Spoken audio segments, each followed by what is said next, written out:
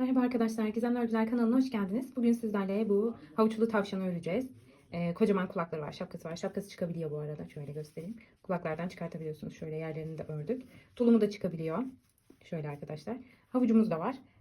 Şimdi geçelim malzemelerine. Sonra da örmeye başlayalım arkadaşlar. Şöyle kenarıya koyuyorum. Şöyle turuncu rengine benzeyen ama somon rengi bir ip kullandım. Şöyle. Galasoft'un Ecosoft. Somon rengi bir ip. Bu şekilde geçiyor. Renk kodu yok arkadaşlar. Bu da aynı şekilde böyle pudra pembesi olarak geçiyor. Bunun da renk kodu yok. Şöyle kar topunu beyazını kullandım arkadaşlar. Bunların hepsi 100 gram 120 metre uzunluğunda, 100 gram ağırlığında. Renk kodu 10. Yine şöyle bir Nako'nun yeşil ipini kullandım arkadaşlar. Bunun da maalesef elinde renk kodu yok. Ama zaten bu renklerden hep birer tane. İkinci renk olmadığı için gördüğünüzde tanırsınız zaten renkleri. Ama kamerada bir tık böyle bir rengi açık çıkıyor ama bir tık daha koyu arkadaşlar. Şöyle bir elyaf kullandım için doldurmak için. 5 milim tığ kullandım. 10 milim kalınlığında vidalı göz kullandım arkadaşlar. Şöyle arka kapak kısımları da var bunların. Nasıl takıldığını gösterdim. Elinizde varsa eğer kafayla gövdeyi sabitlemek için şöyle çöp şişler olur ya. Herkesin evinde olur genelde. Onlardan kullandım 2 tane. Makas, plastik iğne, ilmek belirleyici ve en son tutturmak için de şöyle destek amaçlı bir toplu iğne kullandım arkadaşlar. Hazırsanız örmeye başlayabiliriz. Kolay gelsin şimdiden. Arkadaşlar tavşanımızı örmeye önce kafasından başlıyoruz. Şimdi en kolay şekilde anlatacağım arkadaşlar hepinize. Sihirli halka yapacağız. Bakın ipimi parmağıma doladım. Şöyle aldım, biraz uzun bıraktım. Orta parmağımın etrafından doluyorum. Şöyle bir üçgenlik yarattım. Burayı tuttum arkadaşlar. Tığımı geçirdim bu yuvarlağın içinden. Hemen bir tane ipimi doladım. Ve bir zincir çektim arkadaşlar. Ve burası kapama sayılacak. Bakın bu kısım dış kısmında kalıyor. Şöyle kesik kısım ipim. Bu da içte kalan yuvarlak halka kısmı. Bu şekilde tutarak ikisini birlikte alarak ve sık iğneler yapıyoruz arkadaşlar. Toplam 8 adet sık iğne yapacağız.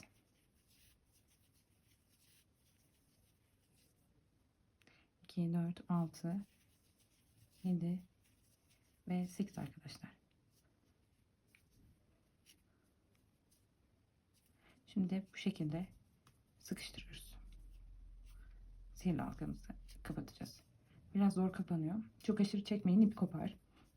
Şimdi sayalım. 2, 4, 6 ve 8. İlk yaptığım sık iğnenin tepesine batıyorum arkadaşlar. Şöyle biraz daha rahat görün diye yakınlaştıracağım. İçinden hemen bir tane çıkardım. İlmek çıkardım. Ve bunu ilk ilmeğimin içinden geçirdim arkadaşlar. Bir tane zincir çektim. Hemen dibine bakın, zincir çektiğim yerin hemen dibine 2 tane sık iğne yapacağım. Aynı yere yapıyorum. Bu arttırma oluyor arkadaşlar. Yanına geldim. Buraya da 2 tane sık iğne yapıyorum. 8 tane sık iğne vardı. Hepsini arttırıyorum arkadaşlar. Toplamda 16 tane olacak.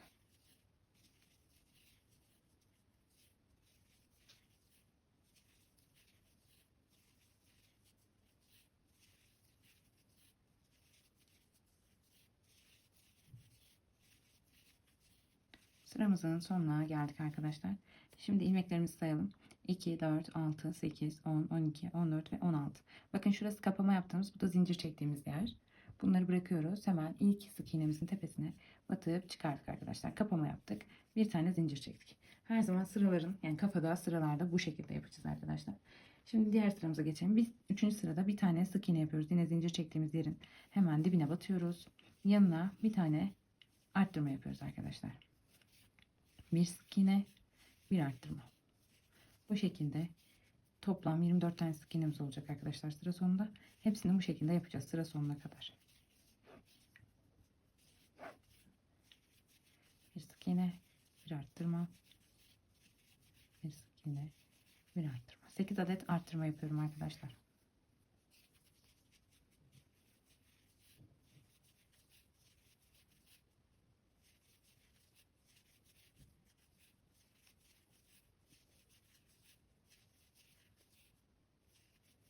Bir tane arttırma. Kapama yaptığım zincir çektiğim hemen başına atıyorum ve içinden çıkardım arkadaşlar. Ve bir tane zincir çekiyoruz. 4. sıramıza geldik. Şimdi burada bir tane yine zincir çektiğim yerin dibine batıyorum. Bir tane sık iğne yaptım. Bir tane arttırma yapıyorum. Aynı yere 2 tane batmak, arttırma demek, aynı yere 2 sık iğne yaptım. Şimdi yanına geçiyorum. 1, 2 tane sık iğne örüyorum ve bir tane arttırma yapıyorum arkadaşlar. Şimdi bu şekilde 2 sık iğne, bir arttırma yapacağız sıra sonuna kadar. Şimdi arttırıyorum. Böyle yapalım gelelim arkadaşlar. Arkadaşlar sıramızın sonuna geldik. Bakın bir tane sonuncu arttırmamızı yaptık. 8. arttırma. Yanında bir tane sık iğnemiz kaldı. Onu da örüyoruz. Ve ilk sık iğnemizin tepesine batıyoruz. İçinden ilmeğimizi çıkardık. Bunun içinden de örmeden aldık. Kapamamızı yaptık. Bir tane zincir çektik. Toplam 32 tane sık iğnemiz var arkadaşlar bu sırada. Şimdi hemen yine zincir çektiğimiz yerin dibine batıyoruz. Ve arttırma eksiltme yapmadan 32 tane sık iğnemizi 4 tur boyunca örüp gelelim arkadaşlar. Hiçbir şekilde arttırma eksiltme yapmıyoruz. 32 tane sık iğneyi 4 tur boyunca örüyoruz arkadaşlar. 4 sıra ördük geldik arkadaşlar 32 tane sık iğneyi. Şimdi bir tane kapama yaptım, bir tane zincir çektim. Hemen zincir çektim, yerin dibine bir tane sık iğne yaptım. Hemen yanına eksiltme yapacağım arkadaşlar. Şimdi onu da size detaylı bir şekilde göstereyim. Şimdi arkadaşlar bakın şurada 2 tane başak var, bakın. Bir sık iğnede 2 tane başak olur. Bu arka da ön tarafı. Bakın, ön taraf, arka taraf. Şu şekilde 2 başak var. Biz sadece şu öndekini alacağız. Ve buradan da öndekini alacağız arkadaşlar. İkisini birlikte öreceğiz. Burayı ve burayı. Bu eksiltme sayılacak. Gizli eksiltme olarak geçiyor. Kanalımda bunun detaylı tarifi var arkadaşlar. Eğer anlamadıysanız oradan bakabilirsiniz. Şimdi hemen 1 ve 2 tane sık iğne örüyorum bu sefer. Hemen geldim yine, bakın sadece ön kısımlarını alıyorum ilmeklerin. Bununkini de aldım. İkisini birlikte ördüm. Bir gizli eksiltme yaptım. 2 sık iğne ördüm. Tekrar ön kısımlarını aldım ilmeklerin, sadece ikisini birlikte ördüm. 2 tane sık iğne örüyorum. Tekrar aynı işlemi yapıyorum. Sadece önleri alıp eksiltiyoruz. 1 ve 2 tane sık iğne. Öndeki ilmekleri alıyorum. Eksiltiyorum. 1, 2 sık iğne. Sadece ilmeklerin ön kısımlarını alıyoruz. Arka tarafları kalıyor arkadaşlar. İkisini birlikte örüp eksiltin. Tekrar 2 sık iğne yapıyorum. Toplam 8 adet eksiltme yapacağız. 24 tane sık iğnemiz olacak sıra sonunda. 9. sıradayız arkadaşlar. 2 tane sık iğne yaptım. Bakın ön taraflarını alıyorum sadece ilmeklerin ve eksilttim arkadaşlar. Şimdi bir tane sık iğnemizi örelim sıra sonunda kalan ve kapama işlemini yapalım. Bakın kapama yaptım, zincir çektim. Bu 2 tane görünen başak kısmını atlıyorum. İlk sık iğnemin tepesine batıyorum arkadaşlar. Eğer karıştırırsanız burada ilmek belirleyici kullanabilirsiniz. Şimdi gelelim arkadaşlar. Şurada bir sıra daha örelim. Ondan sonra gözleri ve burnu yerleştireceğiz. Hemen bir sıra daha örelim arkadaşlar. Bir tane zincir çekelim. Kapama yaptık. Bir zincir çektik. Hemen dibine batıyoruz. Bir tane sık iğne yaptım. Hemen yanına geldim. Bir tane eksiltme yapıyorum. Bir tane sık iğne yapıyorum. Bir tane eksiltme yapıyorum. Bu sırayı bu şekilde devam edeceğiz arkadaşlar. Şimdi bu kadar ördük, yeterli benim için. Bir tane eksiltme yaptım en son. Şimdi gözlerimizi takacağız arkadaşlar.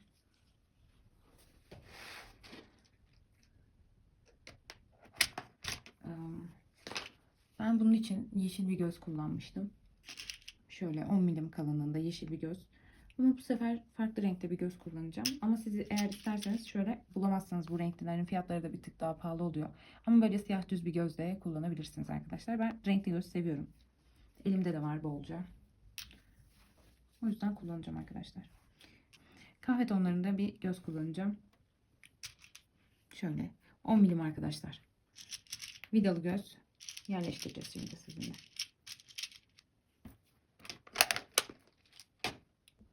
Evet arkadaşlar, şöyle yerleştirdim ben gözlerimi. Şöyle bakacak. Tamamdır. Şimdi bakın şuradan sayalım. 1, 2, 3. Şöyle sayalım. 1, 2, 3, 4, 5. 6. sıramın bitişi, 7. sıramın başlangıcı arkadaşlar. Buraya gözlerimi yerleştiriyorum. Tam şu kısım. 6'nın bitişi, 7'nin başlangıcı. Şöyle yerleştirdim ben. Şöyle baz aldım. Şu ilmek kısmı var ya, şu kısım hatta. Şu kısmı görüyor musunuz? Bunu ortalayacağız. Bir dakika. Şöyle ortalayalım. Ve rastgele bir yere koyuyorum. Bakın göz kararı şu ilk başladığımız kısım var ya, kapama yapıp zincir çektiğim yer. Onu ortalayacağız arkadaşlar. Şöyle ortaladık. 2 tane burasında kalacak sık iğnem. Bakın. Şöyle 2 buradan, 2 burun için, 2 de bunun için yapacağım. Toplam 6 tane arada sık iğnesi kalması gerekiyor. Bu şekilde duruyor arkadaşlar. Böyle. Tabii bir tıktan buraya koyarsak daha güzel olacak. Yani önemli olan şu arada 6 tane sık iğne bırakmanız. 2, 4 ve 6. 6 tane sık iğne bırakıyoruz. Gözlerin şu dış kısımları dışa gelsin. Tamamdır. Şimdi kapatacağız arkadaşlar gözlerimizi. Şu vidalı göz olduğu için bastırıyoruz. Bir tane ilk tıka yaptım. Şimdi bu işlemi kesinlikle yapıyoruz arkadaşlar, gözlerde. Eriteceğiz.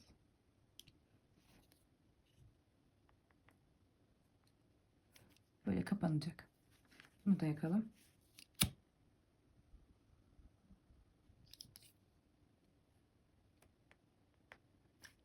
Bu şekilde arkadaşlar yaptık. Burası kilitlenmiş oldu artık gözlerimiz. Şimdi burnunu yapacağız. Şöyle bir renk yine kadife ip kullandım. Elinizde ince ipiniz varsa onu da birkaç kat şeklinde yapabilirsiniz. Şimdi şöyle hemen sayıyorum. 2 burada bıraktım. 2 tane de burada bıraktım. Şu ortadaki ikiye tam gözleri taktığım yerin hizasına 6 ve 7'nin arasına yapıyorum arkadaşlar. Şuradan bir yerden batıyorum ve buradan çıkıyorum. Bakın şöyle battım ve çıktım. İpimi biraz uzun bıraktım. Hemen buradan da batıyorum arkadaşlar. Çıkarttım. Böyle gözükecek. Şimdi şuradan batıyorum arkadaşlar, tam ortasına. Şu ilmeğin olduğu yer tam ortası. Şurası. Battık. Çıkarttık. Ve tam şu kısım. Bakın. Burnumuzun şu şekilde buraya bir T harfi yapıyoruz.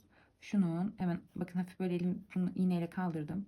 Bu hizanın içinden tam orta noktasından girdim.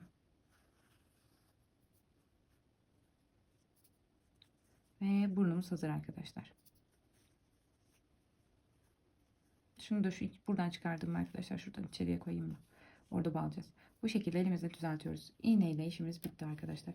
Bakın şurada şöyle 2 tane ucumuz olmuş oldu. Bunları bağlayabiliriz. Buraya sağlam olur. Çok aşırı sıkmayın. Burnun şeklini bozmayın. Önden kontrol ederek yapın. Şurasını. Çok aşırı sıkı olmasın arkadaşlar. Bu şekilde. 2-3 tane düğüm atalım. Fazlalık ipimizi keselim. Devam edelim arkadaşlar. Kaldığımız yerden sıramıza. Bir sık iğne, bir eksiltme yapıyorduk bu sırada. 8 tane eksiltme yapacağız. Toplam 16 tane sık iğnemiz kalacak. Sıra sonunda bir tane eksiltme yapmıştık. Hemen yanına bir tane sık iğne yapıyorum. Bir tane yine hepsini önden alarak eksiltme yapıyorum arkadaşlar. Bir sık iğne, bir eksiltme. Bu şekilde sıra sonuna kadar örüp gelelim arkadaşlar. Sıramın sonuna geldim. Sonuncu eksiltmemi sıra sonunda yaptım. Bir tane kapama yaptım. Zincir çekmiyorum arkadaşlar. Sadece kapama yaptım ve ipimi burada keseceğim. Çok aşırı uzun kesmiyorum. Çünkü bu ipte dikiş yapmayacağız. Bu uzun bile. Şimdi iğnemizi takalım ve düzeltelim arkadaşlar. Bakın. Burayı detaylı izleyelim lütfen. Dikkatle bakalım. Şimdi ipim dışta gözüküyor, bakın. Şurada gözüküyor. Hemen şu dipten batıyorum. Ve bunu içeriye alıyorum. Ve hemen bakın şu yanı görüyor musunuz? Şu kısım. Şurayı gördünüz mü? Bunun dibine batıyorum. Ve burada bunu saklıyorum arkadaşlar. Şimdi bu ipi alıyorum. Şuradan ufak ufak saklayarak birkaç tane ilmeğin arasından geçiriyorum. Tamamdır arkadaşlar. İpimizi kesebiliriz. Şimdi kafamızı dolduralım. Kafamız bitti. Dolduralım arkadaşlar. Şöyle elyaf kullanacağım.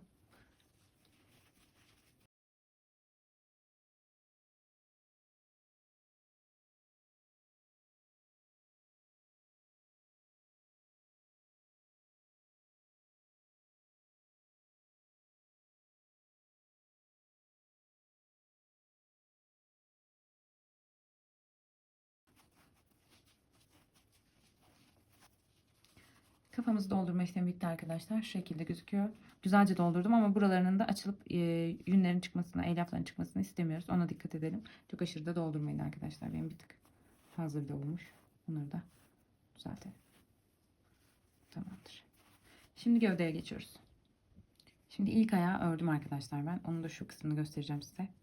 Şu ipi kapama yapıp çıkardım içinden. Bu ipi alıyorum. Ve yine bakın şöyle dışta kalmasın diye iç kısmına batıyorum arkadaşlar. Hemen şuradan alttan. Ve buradan bunun üstünden batarak bunu buraya sabitliyorum. Bu şekilde. Bunu bu zaten içine koyacağız. İlk ayak bitti. Şimdi diğerini sizle birlikte örelim. Bir tane ipimi aldım. Yine sihirli halka yapıyorum. Bir tane buraya zincir yaptım, sabitliyorum. Bunu saymıyorum arkadaşlar. 1 2 3 4 5 ve 6 adet sık iğne yapıyoruz arkadaşlar. Şuradan tutup çekiyoruz. İlk sık iğnemizin tepesine batıyoruz ve kapatma yapıyoruz. Bir zincir çekiyoruz. Hemen onun dibine zincir çektiğim yere tekrar batıyorum. Bir sık iğne yapıyorum. Yanına geliyorum. Bir sık iğne yapıyorum. Üçüncüye arttırma yapıyorum arkadaşlar. Şu anda 2 sık iğne bir arttırma olmuş olacak. 2 defa yapacağız. Toplam 8 tane sık iğnemiz olacak. İkinci sıranın sonunda. Ve arttırmamızı yapalım. Şimdi 2, 4, 6 ve 8 kapama yaptım, zincir yaptım. İlk sık iğnemin tepesine batıyorum ve içinden geçirip kapama yapıyorum arkadaşlar. Bir tane zincir çekiyorum. Hemen dibine batıyorum, zincir çektiğim yerin dibine.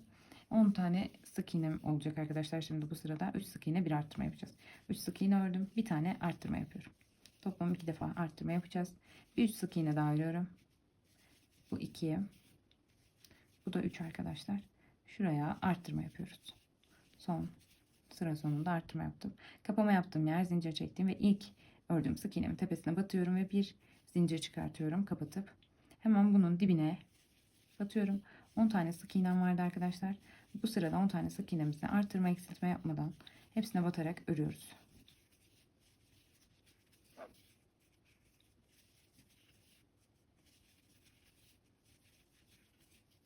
Bitti arkadaşlar ve kapama işlemini yapıyoruz.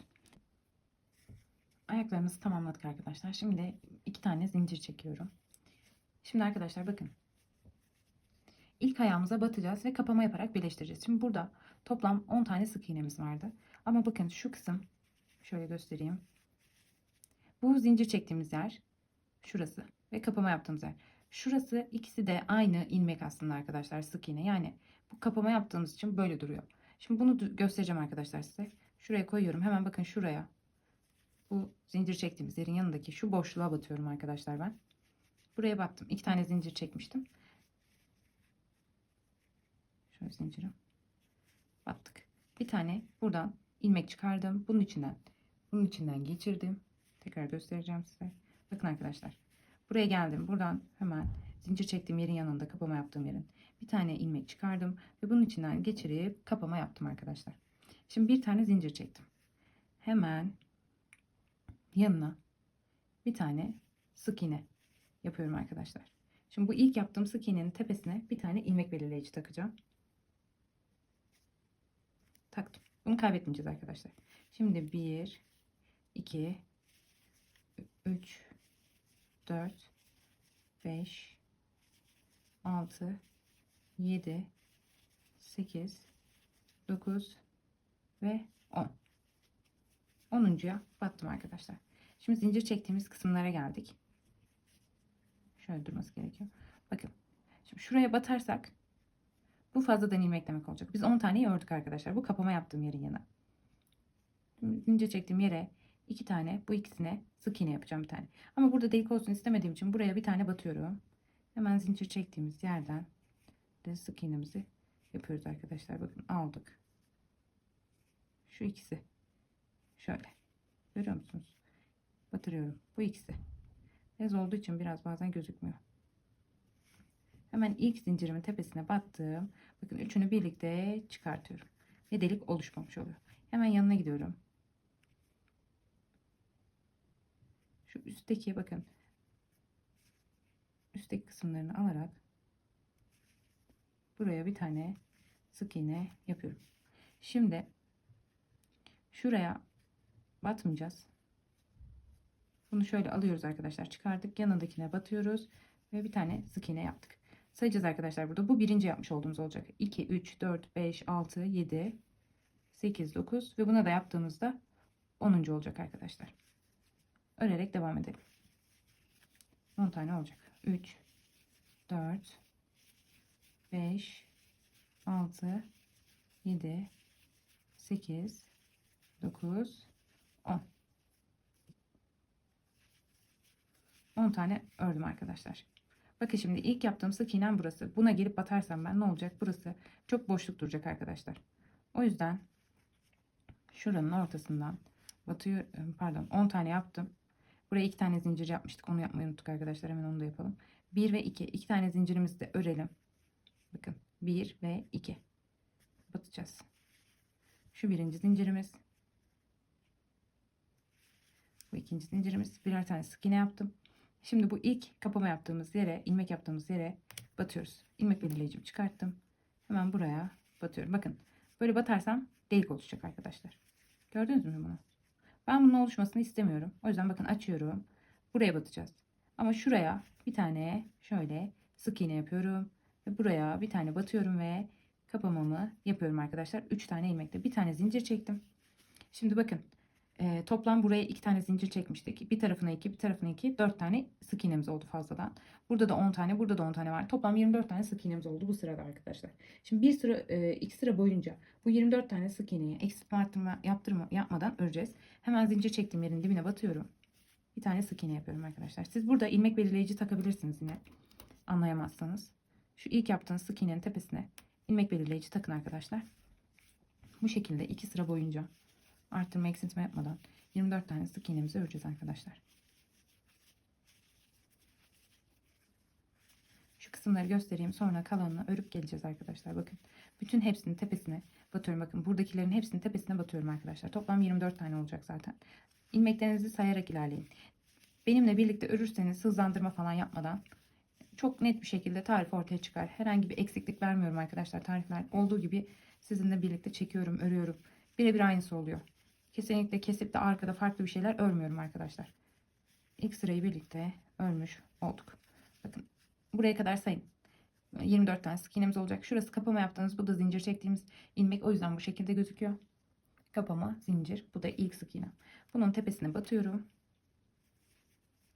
Ve bir tane zincir çekiyorum. Yine dibine batacağım arkadaşlar ilk sık iğnemi. Hemen ilmek belirleyicimi tekrar takacağım. Ve kalan 23 tane sık iğnem olacak. Onları da öreceğim. Toplam bu sırada yine 24 tane sık iğne örüp gelelim arkadaşlar. Sıramızın sonuna geldik arkadaşlar. Şimdi şöyle şunu da göstermek istiyorum. Bakın şurada küçük bir deliğimiz oluştu bizim. Şu kısımda. Gördünüz mü? Eğer bakın böyle delikleriniz olursa herhangi bir yerde, bakın şurada var, bir de şurada var. 2 tane. Bunları en son düzelteceğiz arkadaşlar. Nasıl yaptığımı size göstereceğim. İlla ki kalıyor çünkü bu birleştirme kısımlarından dolayı. Hangi tarifi uygularsanız uygulayın, kalacaktır. Ama biz minimuma indiriyoruz gösterdiğim taktiklerle. Şimdi arkadaşlar 8. sıramıza geçtik. Burada 2 tane sık iğnemizi örüyoruz. Ben kapama yaptım. Bir tane zincir çektim. Zincir çektiğim yerin hemen dibine bir tane sık iğne yaptım. İlmek belirleyicimi tekrar takıyorum. Şimdi bir tane daha sık iğne yapıyorum. Toplam 2 tane sık iğne yaptım arkadaşlar. Bir tane eksiltme yapıyorum. Buraya. Şimdi 4 tane sık iğne örüyorum arkadaşlar. 2, 3, 4. Bir tane daha eksiltme yapıyorum. Bakın ön kısımlarından alıyoruz arkadaşlar. Sadece ön kısımlarını aldık ilmeklerin. İkisini birlikte ördüğümde bu eksiltme olmuş oluyor. Şimdi yine 4 tane öreceğiz. Sıra sonuna kadar bu şekilde devam edeceğiz. 2 oldu. 3 ve 4. Bir tane eksiltme yapıyorum arkadaşlar. 4 tane sık iğne, 1, 2, 3 ve 4. Bir tane eksiltme yapıyorum. Şimdi 2 tane sık iğnemiz kaldı sıra sonunda. Onları da örelim. 1 ve 2 arkadaşlar. Kapama yaptığım, zincir çektiğim ilmeğim o. O ikisini atlıyorum. 2 tane sık iğne gibi gözüken başa atladım. İlk sık iğnemin tepesine battım. Bir tane kapama yaptım. Zincirimi çektim. Hemen bir tane sık iğnemi yaptım. İlmek belirleyicimi de taktım arkadaşlar. Şimdi 9. sıradayız. Bu sırada 3 tane sık iğne öreceğiz. Hemen birinciyi ördüm. İkinciyi örüyorum. Bu da üçüncü. Bir tane eksiltme yapıyoruz. Şimdi 9 tane sık iğne örüyoruz. 1, 2, 3, 4, 5, 6, 7, 8 ve 9.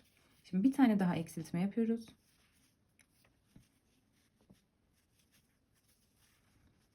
Şimdi 4 tane sık iğnemizi örüyoruz arkadaşlar. 1, 2, 3 ve 4. Sıra sonumuza geldik. Şu anda 18 tane sık iğnemiz var. Hemen ilk sık iğnenin yaptığımız tepesine batıyorum. Kapama işlemini yapıyorum ve bir zincir çekiyorum arkadaşlar. Hemen bir tane de sık iğne yapalım yanına. Zincirimizi çektiğimiz yerin dibine hemen yaptık. Şimdi tekrardan 3 tane sık iğne öreceğiz arkadaşlar. Birinciyi ördüm. Şu 2 ve 3. Bir tane eksiltme yapıyorum. Yine eksilttim. Şimdi 7 tane sık iğne örüyorum. 1, 2, 3, 4, 5, 6 ve 7. Şimdi tekrar bir tane eksiltme yapıyorum. Ön kısımlarını aldım. Sadece ilmeklerin 2 ilmeğin ve birlikte ördüm arkadaşlar. Şimdi 4 tane sık iğne örüyorum. 1, 2, 3 ve 4 arkadaşlar. Şimdi ilk yaptığım sık iğnenin tepesine ilmek belirleyicimi çıkartıyorum ve batıyorum arkadaşlar. Kapama işlemini yapacağız. Şimdi artık zincir çekmiyorum. 10. sıradayız. Bitti gövdemiz. Şöyle ipimi biraz uzun bırakacağım burada. Şöyle göstereyim. Çünkü dikiş yapacağız arkadaşlar bu iple. O yüzden biraz uzun bırakıyorum. Şöyle şu kadar yeterli oldu benim için. İçinden çıkartıyoruz. Uzun bile kesmişiz. Şimdi burayı düzeltelim. İğnemizi takalım arkadaşlar ipimize. Bakın. Şimdi şu hemen yanına 1 2 ikinciye geldim. Bunu geçirdim iğnemi. Bakın. Şöyle saydım, şu kapama yaptım. Şurayı geçtim. Hemen ikinciye geldim. Bu şekilde geçirdim. Sonra hemen bakın şurayı görüyor musunuz? Gözüküyor zaten. Hemen bunun tepesinin şu yarım şekilde bu tarafı bıraktım. Burada kalan tam ortasından girdim ve bunu buraya sabitledim. Temiz bir görüntü olmuş oldu arkadaşlar burada da. Şimdi bu arkadaş duracak. İğnemizi şöyle kenarıya koyalım. Bunları kullanacağız. Şimdi bunun içini dolduracağız. Dolduralım arkadaşlar. Bacaklardan başlayıp doldurabiliriz. Arkadaşlar doldurma işlemini yapmadan önce şey gösterecektim. Unuttum, pardon. Şu bacağın içinde şöyle bir ipimiz vardı. Hatırladınız mı? İlk yaptığımız kısım var ya, bacakta. Kalmıştı, kapatmıştık. Zincir çekmiştik. Onu alalım arkadaşlar, takalım. Hem onu saklayalım. Hem de şu delik kısım vardı ya, onu kapatacağız arkadaşlar şimdi. Şöyle birazcık açtırıyoruz. Bunu da göstermiş olacağım size. Şöyle hemen şuradan bir yerden çıkartıyorum. Yeri çok önemli değil. Hemen şu karşısına geçiyorum. Bu şekilde. Aslında biraz rastgele oluyor arkadaşlar bu işlem. Hemen şu karşıdan. Bakın şu delik olan kısım onun olduğu yerden çıkmaya özen gösterdim. Bakın artık delik kalmadı arkadaşlar. Kapalı gözüküyor. Şimdi bunu saklayacağız. Şu rastgele batarak ilerleyeceğim.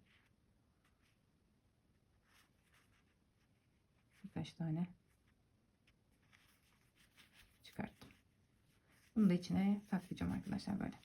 Gayet temiz bir görüntü oldu gördüğünüz gibi. Artık doldurabiliriz.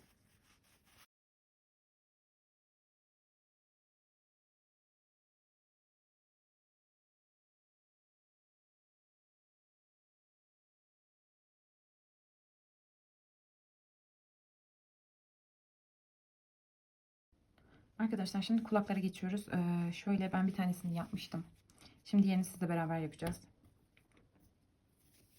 Yine ipimizi aldık. Hemen parmağımızdan doladık. Sihirli halkamızı yapıyoruz.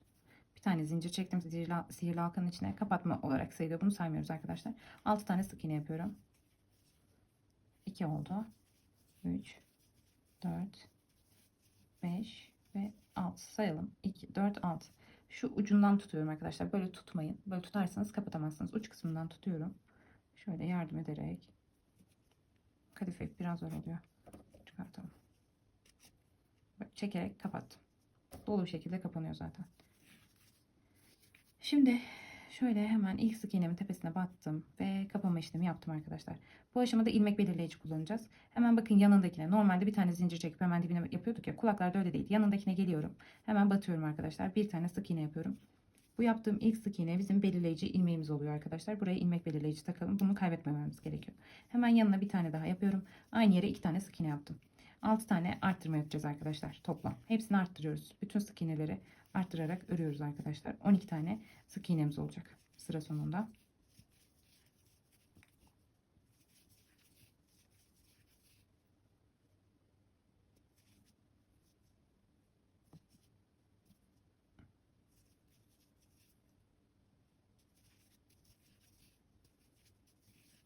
Sıramızın başına geldik arkadaşlar. Şimdi ilmek belirleyicimi çıkarttım. Oraya hemen bir tane sık iğne yaptım. Onu hemen yine tekrar aynı yere başına ilmek belirleyicimi taktım. Şimdi bir sık iğne bir artırma yapıyoruz. Bir tane sık iğne yapmıştık. Bir tane artırma yapalım. Şu anda 3. sıradayız. Bir sık iğne, bir artırma. 18 tane sık iğnemiz olacak sıra sonunda. Bir sık iğne, aynı yere 2 tane yapıyorum. Arttırma oluyor arkadaşlar. Bir sık iğne, bir tane arttırma. Bir sık iğne, bir tane arttırma. bir sık iğne ve bir tane arttırma yapıyorum sonuncu ilmeğime. İlk olan sık iğnemi çıkarttım, buradan ilmek belirleyeceğim. İlk sık iğnemin, sıramın başındaki sık iğne bu. Batıyorum, hemen bir tane sık iğne yaptım. Aynı yere takıyorum arkadaşlar. Kesinlikle kaybetmiyoruz burada bunu. Şimdi 18 tane sık iğnemizi arttırma eksiltme yapmadan örüyoruz arkadaşlar. Bir sıra öreceğiz. Örelim birlikte.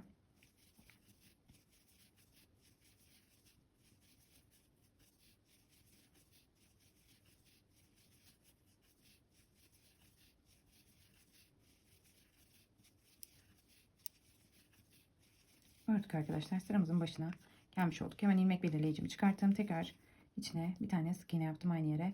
Hemen ilmek belirleyicimi taktım arkadaşlar. Şimdi 7 tane sık iğne öreceğiz. Bir tane eksiltme yapacağız. Birini ördüm. 2, 3, 4, 5, 6, 7. Bakın ilmek belirleyiciyi taktığım yer. Birinci sık iğnem 2, 3, 4, 5, 6 ve 7. 7 tane ördüm. 8 ve 9'a şu yanındakilere eksiltme yapıyorum. İkisini birlikte örüyorum ön kısımlarından alarak arkadaşlar. Şimdi 7 tane sık iğne daha öreceğim. 1, 2, 3, 4, 5, 6, 7. Hemen yine 8 ve 9'a birlikte battım ve ördüm arkadaşlar. Eksiltmemi yaptım sonunda. Hemen bir tane zincirci ama sık iğne yapıyorum. Pardon, zincir dedim. Sık iğne olacak. Bir tane sık iğnemi yaptım arkadaşlar. Şimdi 16 tane sık iğnem kalmıştı. 4. sırayı bitirdikten sonra 5. sırayı bitirdikten sonra 6. sıradayım. Şimdi 16 tane sık iğneyi arttırma eksiltme yapmadan sıra sonuna kadar örüp gelelim arkadaşlar. Sıramızın sonuna geldik arkadaşlar. 16 tane sık iğnemizi ördük. Şimdi ilmek belirleyicimi çıkarttım. Hemen oraya bir tane sık iğne yaptım. Bu yeni sıramın sık iğnesi, biliyorsunuz. Şimdi artık 8. 7. sıraya başladık arkadaşlar. 3 tane sık iğne örüyorum. 2, 3. Bir tane eksiltme yapıyorum. Şimdi 6 tane sık iğne örüyorum. 1, 2, 3, 4, 5, 6. Şimdi bir tane daha eksiltme yapıyorum arkadaşlar. Şimdi kalan 3 tane sık iğnemi de örüyorum. 2 ve 3. Sıramızı tamamladık. Şimdi buraya geldik, hemen aynı sık iğnemizin tepesine battık. 14 tane sık iğnemiz var şu an. Şimdi 5 tane sık iğne öreceğim. Bir tane eksiltme yapacağım. 1, şuna 2, 3, 4 ve 5. 6 ve 7'yi eksiltiyorum arkadaşlar. Birlikte ördüm. 5 tane daha sık iğne yapıyorum. 1, 2, 3, 4 ve 5. Şimdi sonda kalan 2 tane sık iğnemi de eksiltiyorum arkadaşlar. Toplam şu anda 12 tane sık iğnemiz kalmış oldu. Şimdi hemen yeni sıranın ilk sık iğnesini yaptım. İlmek belirleyicimi tekrardan taktım arkadaşlar. 12 tane sık iğnemiz var. Bunları artırma eksiltme yapmadan 3 tur boyunca örüp gelelim arkadaşlar. Artırma eksiltme yapmıyoruz. Buraya her geldiğinizde bir sıra tamamlanmış olacak. Sıramızın sonuna geldik arkadaşlar. Şimdi ilmek belirleyicimizi götürdük. Çıkarttım. Yerine hemen bir tane sık iğne yaptım. Yeni sıramdayım.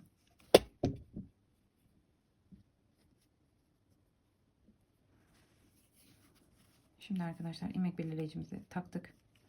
Şimdi bu sırada 4 tane sık iğne öreceğiz. Bir tane eksiltme yapacağız. 12. sırayı örüyoruz. 2, 3, 4. Bir tane eksiltme yapıyorum. 1, 2, 3 ve 4. Bir tane eksiltme yapıyorum. 5 ve 6'yı eksilttim. Birlikte ördüm arkadaşlar. Hemen buraya ilmek belirleyicimi çıkarttım. Tekrar sık iğnemi yaptım arkadaşlar. Taktık. 10 tane sık iğnem kaldı. Şimdi 2 tur boyunca arttırma eksiltme yapmadan 10 tane sık iğnemizi örüp gelelim arkadaşlar. 15. sırada görüşeceğiz. 13 ve 14'ü örüp gelelim. Sıramızın sonuna geldik arkadaşlar. Şimdi 15. sıradayız. İlmek belirleyicimizi çıkarttık. Hemen buraya bir tane sık iğne yaptık. İlmek belirleyicimizi tekrar taktık. Şimdi 3 tane sık iğne öreceğiz. 1, 2 ve 3. Bir tane eksiltme yapıyorum arkadaşlar. Şimdi yine 3 tane sık iğne örüyorum. 1, 2 ve 3. 4 ve 5'i birlikte örmüş oluyorum yani. Eksiltmemi yaptım. Bitti arkadaşlar. Kulak. Başka sıra örmeyeceğiz. Artık kapama işlemini yapıyoruz. Şimdi bakın. İlmek belirleyicimi çıkarttım. Bu böyle yaptığım son sık iğnem. Başa gelecek şekilde aldım. 4 tane sık iğne de kapatacağım. Şu kısmı kapatacağım. Yani dikme gibi düşün ama örerek dikeceğim. Hemen gösteriyorum arkadaşlar. 4 ilmekte yapacağım bunu. Bakın şu ilmekler karşılıklı gelecek şekilde koydum. Bir tane burada fazla, bir tane burada. Hemen şunun dibinden, bakın şuradan, hemen tek ilmek gibi gözüküyor. Buradan batıyorum arkadaşlar ve bir tane sık iğne yapıyorum. Tam karşısından batıyorum, bir tane sık iğne yapıyorum. Bakın 2 ilmek karşılıklı denk geliyor zaten. Hemen battım. Bir tane sık iğne yaptım. Şimdi bakın şuradan da batacağız. Şu sonuncu. Bakın şu son tek kalan ilmek var ya. Şurada. Batıyorum. Bu şekilde örüyorum ve bitiyor arkadaşlar. İpi biraz uzun keseceğim. Çünkü dikme işlemi yapacağız bununla kulakları. Şöyle kesiyorum. İçinden de çıkardım. Kulaklar da hazır arkadaşlar. Şimdi kolları yapmaya başlıyoruz arkadaşlar. Yine sihirli halkamızı yapacağız önce. Hemen sihirli halkamı yaptım. Bir tane zincir çektim arkadaşlar içine. 6 tane sık iğne yapıyorum. 1, 2, 3, 4, 5, 6. Kapatıyorum. Sayalım önce. 2, 4 ve 6. Kapatıyoruz arkadaşlar sihirli halkamızı. İlk yaptığım sık iğnenin tepesine batacağım. 2, 4 ve 6. Şurası oluyor arkadaşlar. Tepesine battım. Kapama işlemini yaptım. Bir tane zincir çektim. Hemen dibine bir tane sık iğne yaptım arkadaşlar. Yanına geldim. Bir tane daha sık iğne yaptım. Ve bir tane arttırma yapıyorum. 2 sık iğne, bir arttırma yapıyoruz. 6 tane sık iğnemiz vardı. 8 tane sık iğnemiz olacak sıra sonunda. 2 defa arttırma yapmış olacağız yani. Aynı yere 2 tane sık iğne yapmak arttırma demek. Yaptık arkadaşlar. 2, 4, 6 ve 8. İlk yaptığımız sık iğnenin tepesine batıyoruz ve kapatıyoruz. Şimdi bu sırada 8 tane bir tane zincir çektim. 8 tane sık iğneyi arttırma eksiltme yapmadan örüyorum. Hemen zincir çektim. Yerin dibine battım arkadaşlar. Örüyorum 8 tane sık iğnemizi.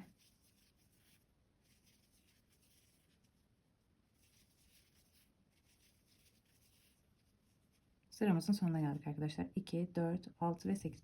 İlk yaptığım sık iğnenin tepesine bir tane daha öreceğiz. İlk yaptığım sık iğnenin tepesine batıyorum arkadaşlar. Kapama işlemini yaptım. Bir tane zincir çektim. Şimdi bu sırada eksiltmeye geçiyoruz. 2 tane sık iğne örüyorum. Dibine battım hemen zincirin. 2. Bir tane eksiltme yapıyorum arkadaşlar. Önden aldım. 3 ve 4'ü birlikte ördüm. Yani eksiltme yaptım.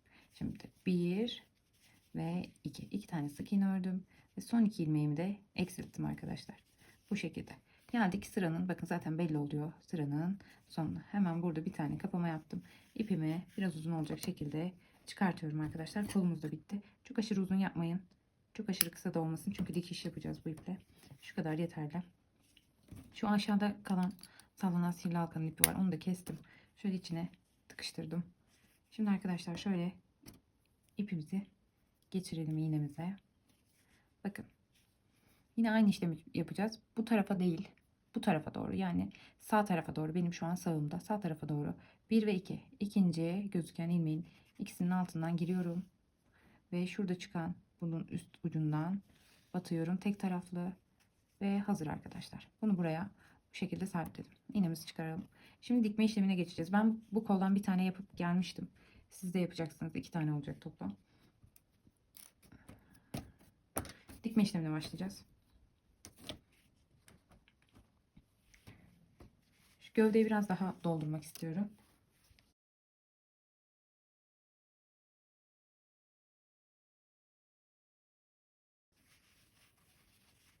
Yeterli.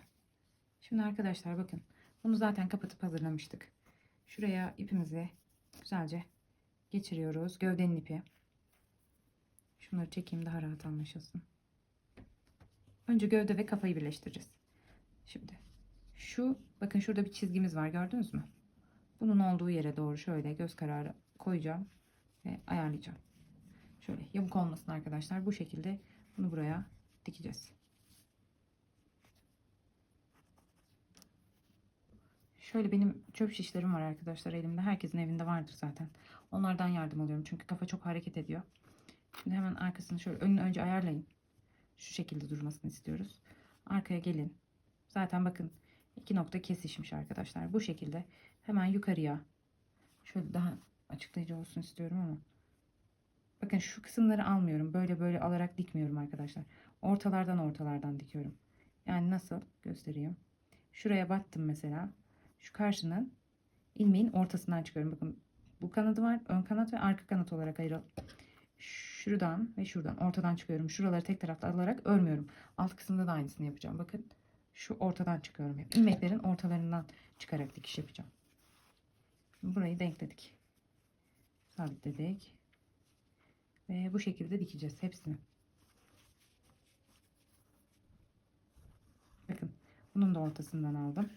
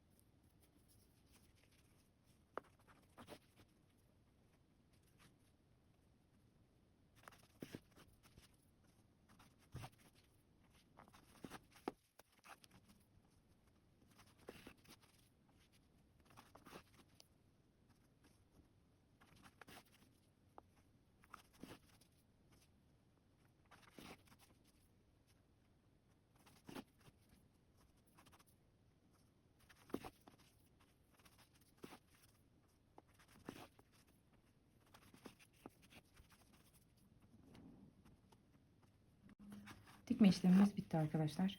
Bu şekilde siz de dikeceksiniz. Son kısımları da diktim. Bunu şuradan şöyle son artık. Onu da bağladım. Şuradan kafadan ilerlete ilerlete. Biraz gezdiriyorum bakın ipi. Aynı battığım yerlerden batarak gezdiriyorum ki sağlam olsun. Tamamdır. İpimizi kesebiliriz. Bunları da çıkartalım arkadaşlar. Kolları takacağız arkadaşlar. Dikiş işlemine başlıyoruz. Şimdi kollardan başlayalım. Kafayı yaptık zaten. Diktik beraber. Şimdi şöyle içini dolduruyoruz kolların. Tığın arkasıyla yapacağım ben.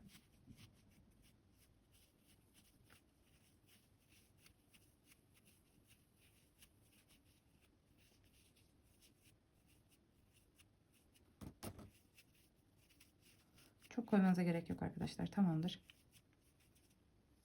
Bu yeterli. Şimdi ben göz kararı yerleştirmiştim. Şöyle yine bir ölçü vereyim size. Gözün bitiminin hemen şu birinciye atladım, ikinciye yapmışım. Birinciye atladım, ikinciye yapalım bunu da. İkisi eşit olsun. Şu dibinin bitiminden yapmıştım ben. Şöyle. Boynun bitiminden yaptım. Bu şekilde yapalım. İğnemizi takalım arkadaşlar. Şimdi dikebiliriz. Şuradan aşağıdan bir onun olacağı kısmı, dikeceğim kısmı şöyle çıkartıyorum. Bunu da çıkartalım artık. Şimdi şuradan alarak ucundan buraya gelecek kısmı alarak dikiyorum arkadaşlar. Böyle. Bir aşağıdan bir yukarıdan alarak dikişimizi yapalım. Zaten küçük bir ürün. Tek taraflı alıyorum. Bir tane buradan.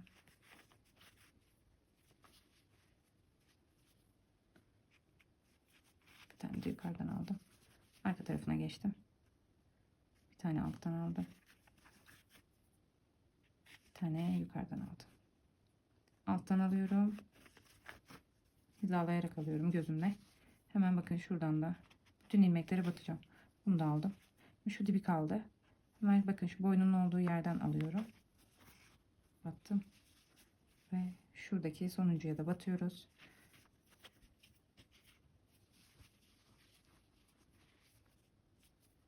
Şu boynundan batıyorum hemen dibine. Bu kısmı sabitliyorum arkadaşlar. Sonra da saklayacağız. Bu şekilde duracak kollardan. Hemen battığım yerin dibinden batıyorum. Rastgele bir yerden çıkartıyorum. Sonra da kesiyorum arkadaşlar.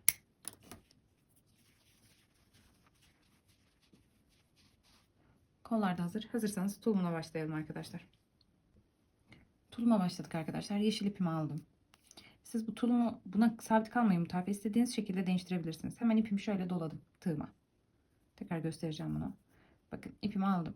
Böyle tuttum. Tığımı da buradan geçirdim. Şöyle bir tur tığımın etrafında döndürdüm arkadaşlar. Hemen içinden bir tane ilmek geçirdim. Zincir olmuş oldu. Şimdi bunu buraya sıkıştırdım. Şimdi 14 tane zincir çekeceğim. 1, 2, 3, 4, 5, 6, 7, 8, 9, 10, 11, 12, 13 ve 14. Sayalım. 2, 4, 6, 8, 10, 12 ve 14. Şimdi arkadaşlar ilk yaptığım zincirin tepesine batıyorum. Bakın şu kapatma zinciriydi. Bunu saymıyorum. Bakın şunu saymıyorum. Gelip buraya batmayın lütfen. Bunu saymıyoruz. Hemen yanında ilk yaptığımız zincir var. Onun tepesine batıyoruz.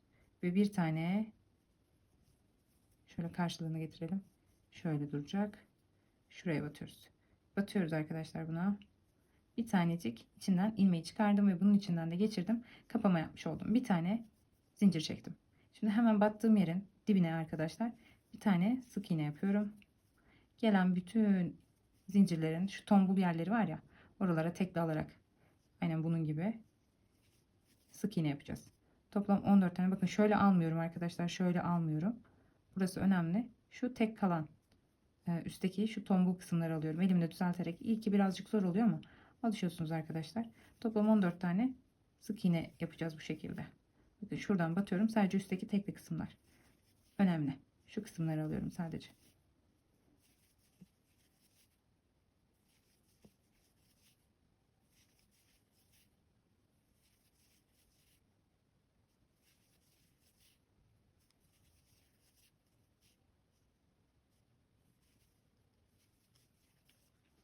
Sayalım. 1, 2, 3, 4, 5, 6, 7, 8, 9, 10, 11, 12, 13 ve 14. Kapama yaptım. Zincir çektiğimi atladım ve ilk sık iğnemin tepesine batıp kapattım arkadaşlar. Bir tane sık iğne yaptım. Şimdi 2 tur boyunca 14 tane sık iğneyi örüp gelelim arkadaşlar. Şimdi hemen göstereyim, ben dibine batıyorum. 14 tane sık iğne örüp geleceğiz arkadaşlar 2 tur boyunca. Ördük arkadaşlar. Şimdi bakın, bacak kısmımız, tulumumuzun bacak kısmı bitti. Ben bir tane daha ördüm şöyle bundan. Siz de aynı şekilde örün arkadaşlar, bir tane daha. Şimdi bunun bu kısmını kapattım. Zincir çekmedim, kapama yaptım, içine koydum, sakladım ipini. Diğerlerinde yaptığımız işlemin aynısını yapıyoruz. Bunda kapama işlemini yapmıyoruz arkadaşlar. Şimdi hemen geliyoruz. Bakın şu çizginin olduğu yer var ya, kapama işlemi yaptığımız, ilerlediğimiz sıra. Buraya toplam 16 tane sık iğnemiz olacak arkadaşlar.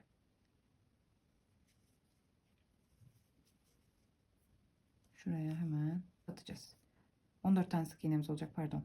Toplam 28 tane sık iğnemiz olacak iki ayağı birleştirdiğimizde. Şimdi şunu göstereceğim size. Şuraya diyelim battık, tamam mı? Kapama yaptığımız kısım, bakın şurasını görüyor musunuz? Kapama yaptığımız yer. Şu ikisi oluyor. Şu ikisi. Burası önemli. Ben buraya battım. Sayıyorum hemen. Burası birinci sık iğnem olacak. Şu kısım 1, 2, 3, 4, 5, 6, 7, 8, 9, 10, 11, 12, 13, 14. Bu şekilde şu ara yere batmıyorum. Şu ara yere de batmıyorum arkadaşlar. Onları saymayacağız. Yani önemli olan burada sayarak ilerlememiz. Şimdi buna hemen kapama yaparak birleştirdim ikisini. Örmedim sık iğne. Hemen buraya bir tane sık iğne ördüm. Hemen dibine bir tane sık iğne yaptım. Buraya ilmek belirleyici takıyorum. Zincir çektiğim yerin dibine sık iğne yaptım. Ve buna ilmek belirleyici taktım arkadaşlar. Şimdi önüme gelen bütün ilmeklere sık iğne öreceğim. Toplam 14 tane olacak. Birini örmüştük. 2, 3, 4, 5, 6, 7, 8, 9, 10, 11, 12, 13 ve 14.'yü ördüm arkadaşlar. Şimdi diğerine geçiyoruz. Bakın geçerken şurada boşluklar oluşacak yine. Burası benim ilk sık iğnem, burası. Şu arayı direkt böyle ördüğümde boşluk oluşacak arkadaşlar. Oluşmasını istemiyoruz. Onun için hemen şuraya batıyorum. Bir tane çıkardım. Buraya geldim. İlk sık iğnemin tepesine de battım, çıkardım. Ve ikisini birlikte ördüm arkadaşlar, boşluk oluşmasın diye. Bu şekilde. Şimdi hemen gelelim yanına, bir tane sık iğne yapalım. 1 oldu. Bunda da 14 tane olacak. 2, 3, 4, 5, 6, 7, 8, 9, 10, 11, 12, 13 ve şurası da 14 arkadaşlar. Şimdi kapama yapacağız. Ve yine boşluk olmasın diye, şurada arkadaşlar, şurada boşluk olmasın diye bu ortaya batıyorum. Çok uzak çünkü ara mesafesi.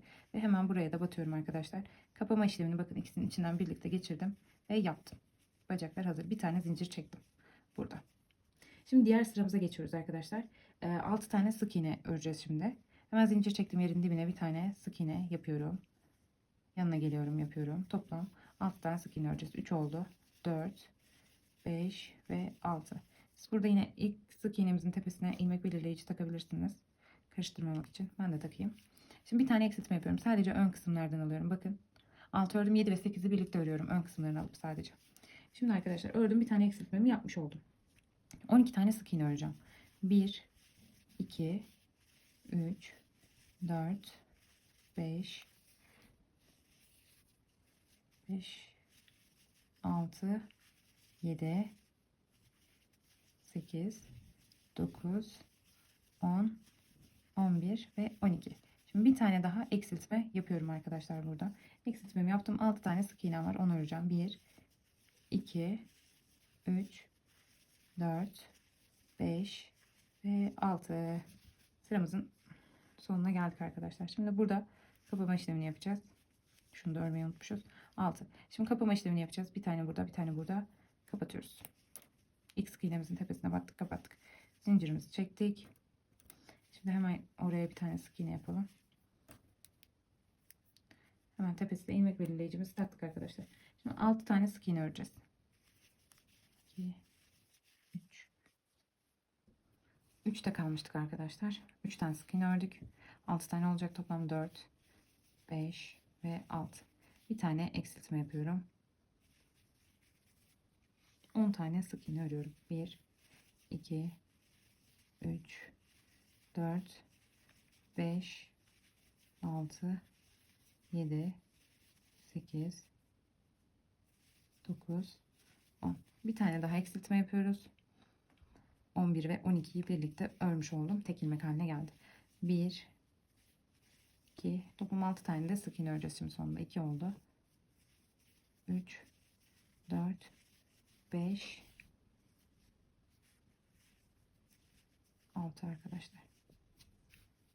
Ay pardon. Bunu örmüyoruz. Şimdi kapama yaptığımız yere hemen batıyoruz. İlk sık iğnemizin tepesi bu.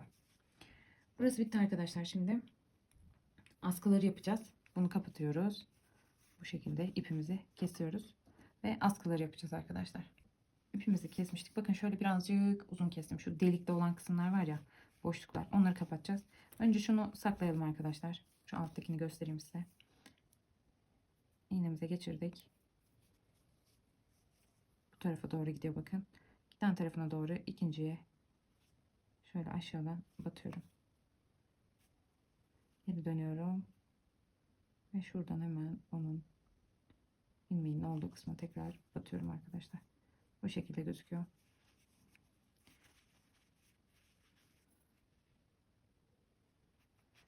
İki yerden tuttum.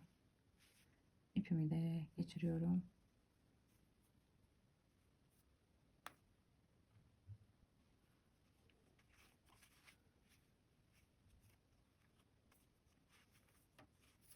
İpimizi keselim arkadaşlar şurada. Tamamdır. Şöyle bir görüntü olacak. İpimizi de sakladık. Şöyle iç kısmı.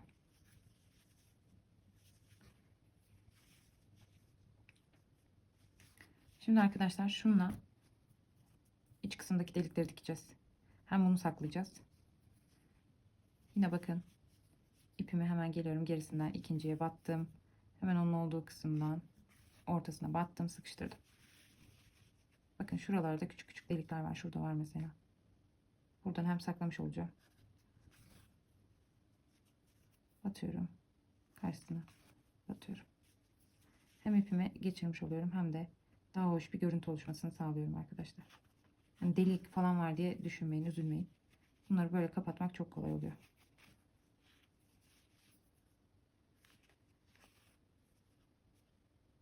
Rastgele yapıyorum bakın ben bu işlemi. Hani deliğiniz nerede büyükse hata yapmış olabilirsiniz. Yani daha büyük delikler yaparsanız da bu şekilde kapatabilirsiniz. Bitti arkadaşlar. Şimdi şöyle hemen bu ipimi birazcık daha saklayacağım ben. Ve içinden geçire geçire birkaç tane daha geçirdim. Çıkartıyorum ve kesebiliriz arkadaşlar. Kestik. Şimdi tulumumuzun askı kısmını yapacağız. Şimdi tulumun şu üst kısımlarını yapacağız arkadaşlar. Orta ilmeği belirledim bakın. Şurası benim orta ilmeğim. 3 tane bu tarafa, 3 tane de bu tarafa yapacağım. Orta ilmek 1 2 3. Üçüncü buraya geliyor. Diğer üçüncü de buraya geliyor arkadaşlar. 1 2 3. 1 2 3. Şimdi buraya ipimizi geçiriyoruz. İpimi çıkardım. Bir tane zincir çektim.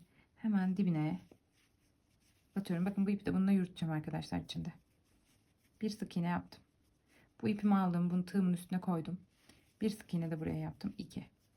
Hala devam ediyorum ipimi yürütmeye. 3, 4, 5 ve 6 tane ördüm arkadaşlar. Hemen geri döndüm. Zincir çekmedim. Ve ilk sık iğnenin tepesine battım. Bir tane daha sık iğne yaptım. Burada bir sıra 6 tane sık iğnemizi yapalım.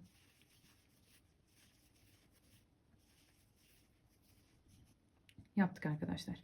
Şimdi tulumu 7 tane zincir çekelim. Ondan sonra da tulumu giydireceğiz arkadaşlar. 1, 2, 3, 4, 5, 6 ve 7. Giydirelim arkadaşlar tulumu. Bu aşamada zincirimizi çıkardık. Şunu da kesebiliriz buradan. Dibinden kestim zaten yürüttüğümüz için. giydiriyoruz tulumla.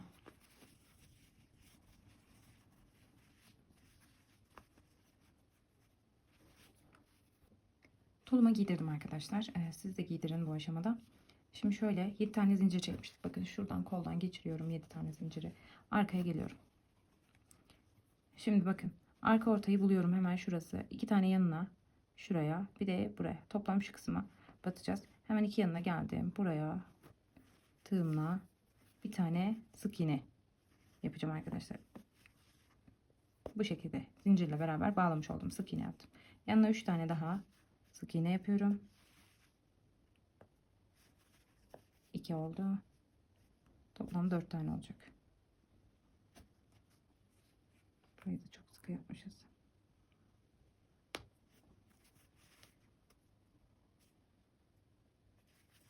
Üç ve 4. Geri dönüyorum. 1, 2, 3, 4, 5, 6 ve 7 tane de buna zincir çektim. Şimdi bakın tulumun arkası da olmuş oldu. Bu ipi de alıyorum. Buradan bu zincirlerime. Hemen bunun ilk yaptığım sık iğnenin tepesine batıp kapama işlemi yapıyorum burada.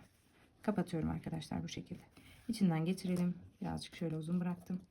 Çok aşırı uzun bırakmayın. Saklayacağız bu ipi çünkü. Şu yeterli. Şu kadar bıraktım ve içinden geçirdim. Şöyle birazcık da elimle sıkıştırdım. Tamam. İğnemize batıyoruz. İpimizi geçirdik. Hemen bakın bunu saklayarak hemen şuradan batıyorum. Saklamak için. Yanından battım.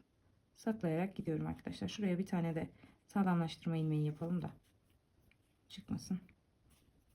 Şimdi saklayarak ilerleyeceğim bunu burada. Rastgele batıyorum.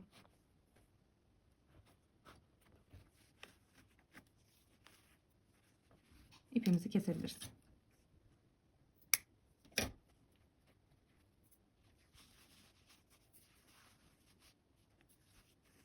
Bu şekilde gözüküyor arkadaşlar. Şimdi şapkasını yapmaya geçeceğiz. Arkadaşlar şapkayı yapmaya başlayalım şimdi. Bir tane sihirli halka yapacağız. Orta parmağımdan şöyle doladım etrafından. Şöyle bir tane zincir çektim. Bunu buraya sabitledim. 8 adet sık iğne yapıyorum. 2, 3, 4, 5, 6, 7 ve 8 sayalım arkadaşlar. 2, 4, 6, 8. İpimizi kapatıyoruz. Bu şekilde. İlk yaptığım sık iğnenin tepesine batıyorum arkadaşlar. Şu ipi de döndürerek geçirelim. Bakın tığımın üstüne koydum. İçinden çıkardım. Bunun içinden geçirdim. Kapama yaptım. Bir tane zincir çektim. Şimdi hemen zincir çektiğim yerin hemen dibine batıyorum. 2 tane sık iğne yapacağım oraya arkadaşlar. Yani bir tane arttırma yapmış oldum. Bakın bu ipimi hala üstünde yürütmeye devam ediyorum. Birkaç sık iğne yürüteceğim onu. Hepsini arttırma yapıyorum. 8 taneydi sık iğne. Sıra sonuna geldiğimde 16 tane olacak. Yürütmeyi bıraktım arkadaşlar artık. Sabitlenmiştir.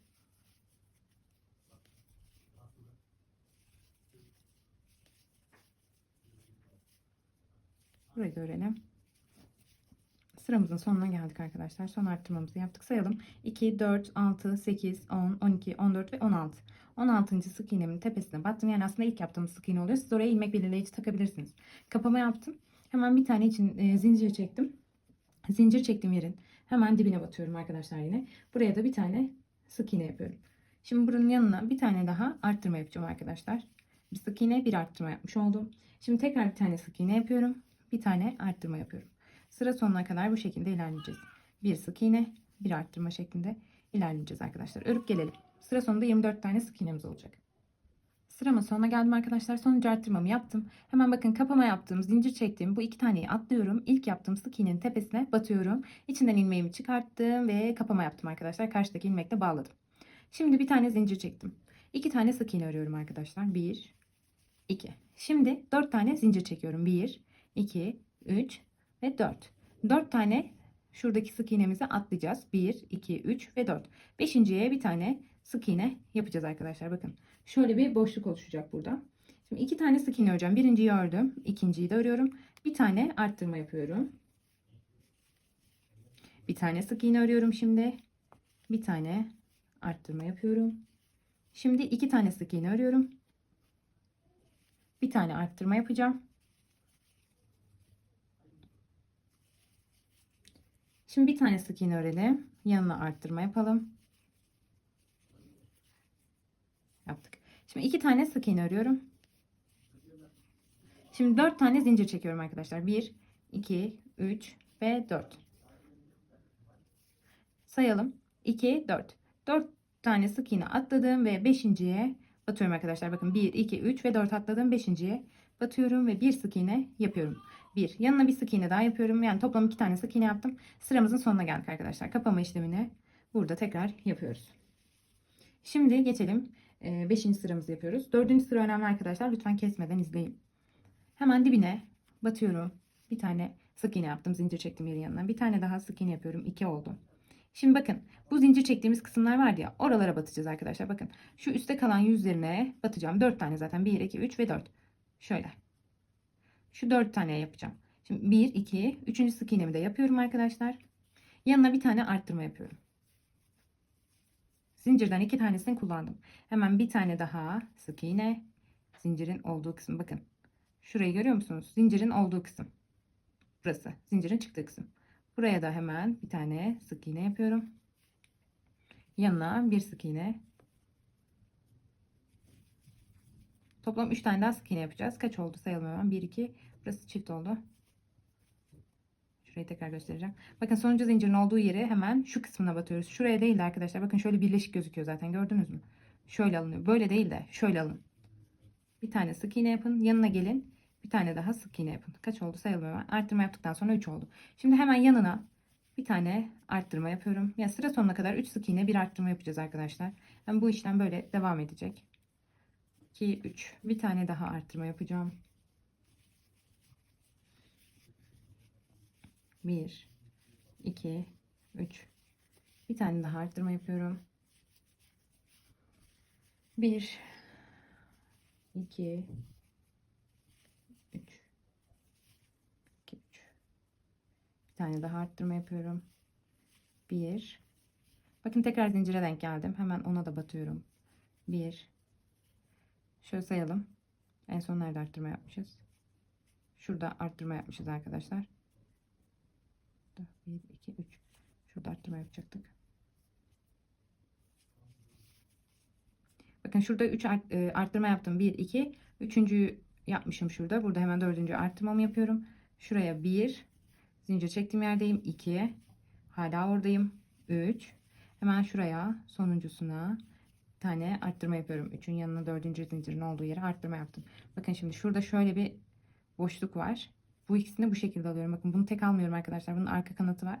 Onu da birlikte alıyorum. 1, 2, 3 ve arttırma yapıyorum bir tane.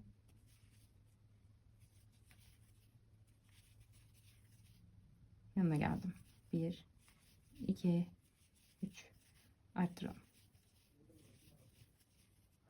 1, 2 ve 3 arkadaşlar. Sıramızın sonuna geldik. Şurada bir tane de bir ilmeğimiz kalmış. Onu da örelim. Arttırmamızı yapıyoruz ve sıramızın sonuna geldik. İlk yaptığımız sık iğnenin tepesine batıp kapatıyoruz arkadaşlar. Bu şekilde kapama işlemini de yapmış olduk. Şimdi artık diğer kısma sıraya geçelim. Bu sırada toplam 35 tane sık iğne elde ettik sıra sonuna kadar. Siz de sayarak ilerleyin. 6 ve 7. sıraları 35 tane sık iğneyi arttırma eksiltme yapmadan 2 tur boyunca öreceğiz arkadaşlar. Tekrar sıra başında görüşeceğiz. Örüp gelelim arkadaşlar. 2 sıra daha ördüm geldim. 7. sırayı da bitirmiş olduk bu şekilde. 6 ve 7'yi artırma eksiltme yapmadan örmüştük. Şimdi artık artırmalarımız yok. 2 sırada flu öreceğiz arkadaşlar. Şimdi onu göstereceğim size. Bakın bu kapama yaptığım yer var. Zincir çektiğim yer. Bunu da flu örüyorum. Bunu göstereyim hemen. Bakın. Şu arkada bir ilmeğim var. Şunu da göstersem daha iyi olur. Bakın arkadaşlar şu arkada bir ilmeğim var. Önde bir ilmeğim var. Bakın öndeki arkadaki. Blue örgüde arkayı örürüz. Flu örgüde ön kısmı örürüz arkadaşlar. Tek ilmeğin tek tarafını alırız. Yani sadece şu öndeki kısımlarını alacağız. Şu kısımları alacağız bakın. Bu tarafı alacağız. Bu tarafı almayacağız. Yani ikisini birlikte böyle örmüyoruz. Bu sefer şöyle tek tarafta örüyoruz arkadaşlar. Şimdi gösteriyorum size hemen. Bakın bu bizim ilk sık iğnemiz. Dibine batıp kapama yaptığımız yer burası. Bunu da aynı şekilde flu öreceğiz. Bir tane ördüm. Şimdi karıştırabilirsiniz bu sırada. İlmek belirleyici takın. Bütün hepsine bakın önden örüyorum. Bakın. Bu ikisini birlikte almıyorum. Sadece ön kısmı aldım. Arka taraf şu şekilde arka tarafları kalıyor arkadaşlar. sıra boyunca böyle öreceğiz şimdi. Diğer sırayı da aynı şekilde öreceğiz. Toplam 2 sıra 35 tane sık iğnemiz var. Flu şekilde örmüş olacağız arkadaşlar. Benimle birlikte ilerlerseniz hiçbir yerde bir sıkıntı yaşamazsınız. Takıldığınız yer olursa, yapamadığınız yer olur, anlamadığınız yer olur. Yorumlarda yazabilirsiniz. Burayı anlamanız için sizinle birlikte örüyorum arkadaşlar. Bakın sadece ön kısımlarını alıyorum.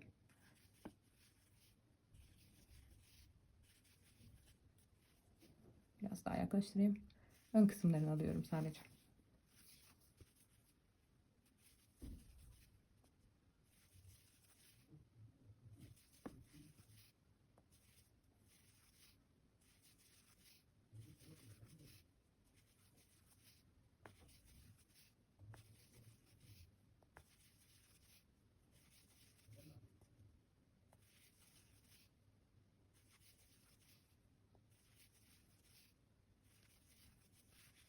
Sıramızın sonuna geldik arkadaşlar. Bakın kapama yaptığım zincir çektim ve ilk flu ördüğüm sık iğne. Hemen bunun başına geliyorum. Kapama işlemini normal yapıyorum. 2 ilmeği birlikte alıyorum. İlk flu ördüğüm yer burası. İlmek belirleyicimi çıkarttım ben. Şimdi bir tane zincir çektim arkadaşlar. Şimdi bakın tekrar bir sıra boyunca flu şekilde örüyorum. Hepsini önden alıyorum. Arttırma eksiltme yapmıyorum. 35 tane sık iğnem var. Onların hepsini flu şekilde örüyoruz arkadaşlar. Örüp gelelim sıra sonuna kadar. Arkadaşlar sıramın sonuna geldim bakın. Kapama yaptım, zincir çektim. Hemen batıyorum tepesine ve kapama işlemini yapıyorum. Zincir çekmiyorum. İpimi şöyle çok uzun olmayacak şekilde kesiyorum arkadaşlar. Dikiş yapmayacağız. İçinden çıkardım ve sıkıştırdım. Saklayalım ipi. Geçirdim ip iğnemden. Hemen şöyle geldim. Kendime doğru çevirdim. Bir ve ikinci. İkinciye batıyorum. Ve hemen şuradan arkadaşlar dibinden de takıyorum. Güzel bir görüntü oluyor bu şekilde. İpimizi de saklayalım arkadaşlar. Şöyle rastgele şuradan yukarıya doğru götüreceğim.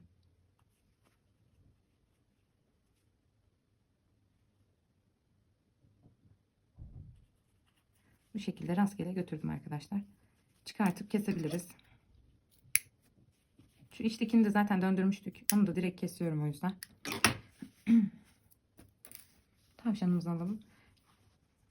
Bakın şu çizgi kısmı arkaya denk gelecek şekilde şapkasını takalım arkadaşlar tavşan.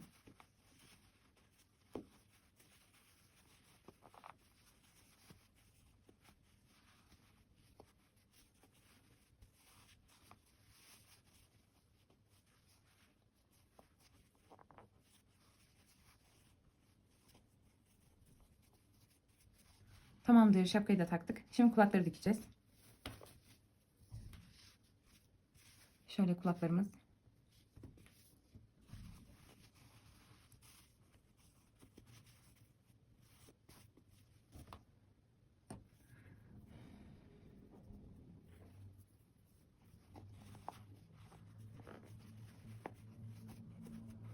Arkadan da düzelttim şapkamı.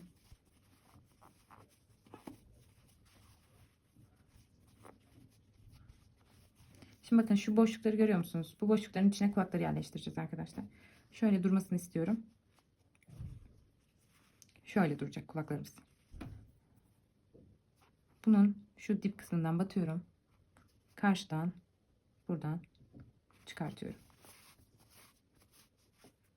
Ve bunun ucundan tutturuyorum.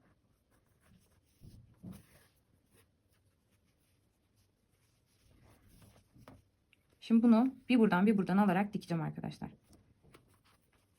Beyaz kısımlardan alıyorum. Bakın şöyle göstereyim. Şu beyaz kısımlardan alıyorum. Kafadan alıyorum yani.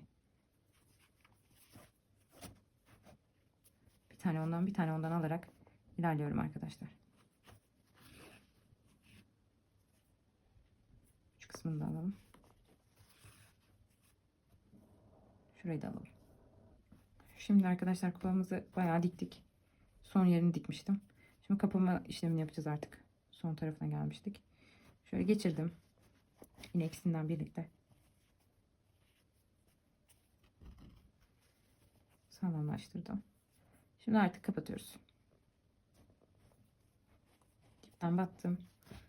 Bir yerden çıktım. Herhangi bir yer olabilir. İçinden geçirip sıkıştırdım arkadaşlar. Şimdi hemen dibine batıyorum. Ve kafasının altından bir yerden Rastgele, bunun yeri çok önemli değil. Beyaz yerden çıkın sadece. Alt kısımdan benim gibi. Yeşil yerden çıkmayın sakın. İpimizi de kestik arkadaşlar. Tamamdır. Ben diğer kulağı dikmiştim. Sizinle bunu da diktik. Şimdi havuçlarını yapacağız. Yapıp gelelim arkadaşlar. Havuçlarımızı da yapalım arkadaşlar. Şimdi somon rengi ipimi aldım. Turuncu, yani açık turuncu aslında. Sihirli halkamızı yaptık. Bir tane zincirimizi çektik. İçine 6 tane sık iğne yapıyorum. 1, 2, 3, 4, 5 ve 6. Bu büyük havuç arkadaşlar. İsterseniz yapmayabilirsiniz. Havuçsuz da yapabilirsiniz. Direkt bu şekilde de kullanabilirsiniz. Ya da önüne kalp koyabilirsiniz.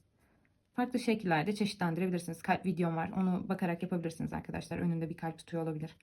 Tulumu farklı renk yapabilirsiniz. Kapama işlemini yapıyorum. Bir tane zincir çektim. Hatta bunda zincir çekmeyelim arkadaşlar. Hemen yanına, bakın zincir çekmedim. Kapama işlemi yaptım. Yanındaki sık iğnenin tepesine batıyorum. Bir tane sık iğne yapıyorum. İlmek belirleyici takıyorum burada.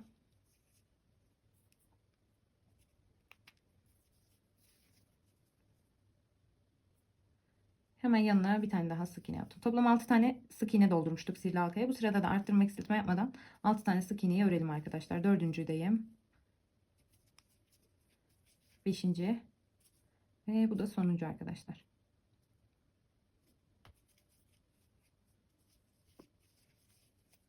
Şöyle ipimizi düzeltiyoruz, havucu içine doğru kaktırdık. Parmağımızla bakın şöyle yaptım. Hemen yaptığım ilk sık iğnenin tepesine geldim. Ve batıyorum bunu arkadaşlar. Kapama işlemini yapıyorum. Şimdi hemen yanındakine bir tane sık iğne yapıyorum. Tekrardan sihirli halkamı ilmek belirleyicimi takıyorum arkadaşlar. Buraya bir tane arttırma yapacağız şimdi. Aynı yere bir tane daha battım. Toplam 2. Önce arttırma yaptım. Sonra bir tane sık iğne yaptım.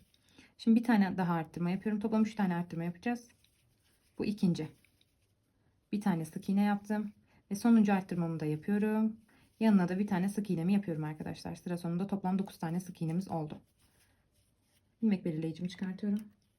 Şimdi 2 tur boyunca arttırma eksiltme yapmadan 9 tane sık iğnemizi öreceğiz arkadaşlar. Taktım hemen ilmek belirleyicimi buraya, ilk sıraya. Örüp gelelim arkadaşlar. 2 sıra boyunca 9 tane sık iğneyi örüp gelelim. Sıramın sonuna geldim arkadaşlar. Şimdi ilk yaptım. Sık iğnenin tepesine batıyorum ve kapama işlemini yapıyorum. Kapama dedim. Bir tane sık iğne yapıyorum arkadaşlar. Pardon.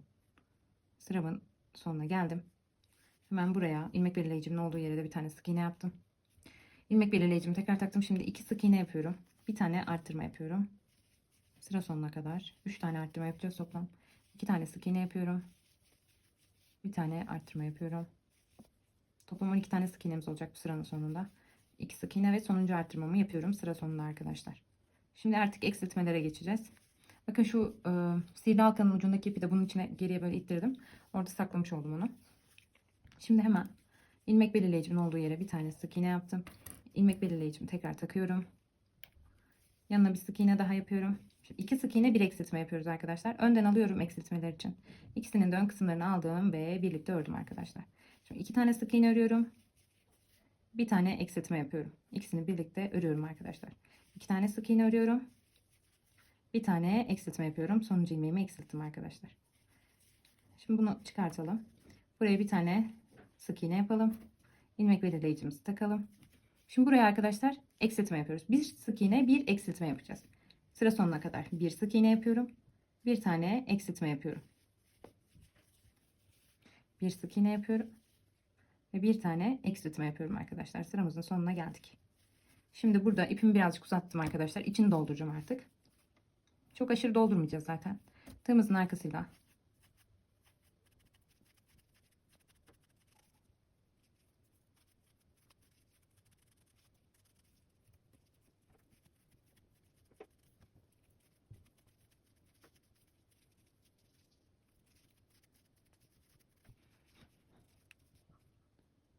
ilmek belirleyicimi çıkartıyorum arkadaşlar. Şimdi eksiltme yapacağım. 3 tane. İlk oradaki sık iğnemi aldım ön kısmından. Hemen yanındakini de alıyorum. İlmek belirleyicinin yanındakine ikisini birlikte ördüm. Buraya tekrar sık iğnemizi takmayalım. Toplam 3 tane zaten sayacağız. 1. İkinciyi de yapıyorum. Ve sonuncuyu da yapıyorum arkadaşlar. Bundan sonra da dikme işlemini yapacağız. Tamamdır. İpimi biraz uzun kesiyorum. Bu iple dikiş yapacağız çünkü. Bu şekilde kestim. Şöyle düzelttim. İğneme takıyorum. Bakın arkadaşlar şimdi. Şu kısımların hepsinden batıyorum. Şu kısımlara. Şuraya. Zaten gözüküyor. Şu kısımlara batıyorum. Şu dışta kalan. Çekiyorum. Şuradan ortadan batıyorum. Burada çekiştiriyorum. Tam orta olmadı. Tam ortadan çıkardım arkadaşlar. Elimle de biraz düzelttim. İğnemle de düzelttim. Bu şekilde duruyor. Bu dursun. Bununla sonra dikiş yaparken kullanılacak yine. Şuradan hatta yerine de batayım arkadaşlar. Şöyle yan kısımlardan tutturacağız. Havucu eline. Bu kısma çıkıyorum. Şuraya çıktım. Buradan eline tutturacağız arkadaşlar. Şu şekilde duracak. Şöyle tutturacağız. Bunu da buraya. Bu şekilde. Şimdi sap kısmını yapalım. Yaprak kısmını. Yeşil ipimizi aldık. Bakın şu tepe noktasının hemen şu yanlarından bir yerden batıyorum arkadaşlar şuraya. Ortadan battım. Şuraya. Şimdi bir tane sıkıştırma yaptım. 1, 2 ve 3. 3 tane zincir çektim. Hemen yanına bir tane ilmek kaydırma yapıyorum. Onun yanına geliyorum ve bir tane ilmek kaydırma yapıyorum. İlk sap kısmım bitti arkadaşlar. Şimdi şu alt kısma geldim. Dibine. Şu dibinden hemen bir tane yere batıyorum. Uygun olan. Kapatma işlemi yapıyorum. 1 ve 2. 2 tane zincir çektim. Hemen birini atladım. Yanındakine kapama işlemini yaptım. Geldim hemen. Bakın şu dip kısmına yine aynı battığım yere geldim. İçinden geçirdim. Ve ipimi kesiyorum arkadaşlar. Çok uzun kesmiyorum ipimi burada. İçinden geçirdim. Bu şekilde. Bunu iğneme taktım. Saklayıp dikeceğiz şimdi buraya. Hemen dibine geldim. Battım. Bakın arkadaşlar şu ilk battığım yerin yanından çıkıyorum. İpim iğnemde. Şu ikisini birbirine hemen bir tane düğüm. Bir tane daha düğüm. 2 düğümle bağlıyorum. Şimdi tam bunun dibinden batıyorum. Rastgele çıkartıyorum arkadaşlar. Bunu kesiyoruz.